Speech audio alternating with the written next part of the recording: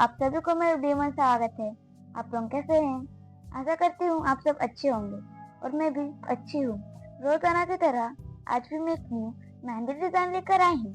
साथ में एक शायरी भी लाई हूँ। चलिए शायरी शुरू करते हैं। हजारों रंग के नजारे होंगे सब देखेंगे, हजारों रंग के नजारे होंगे सब देखेंगे।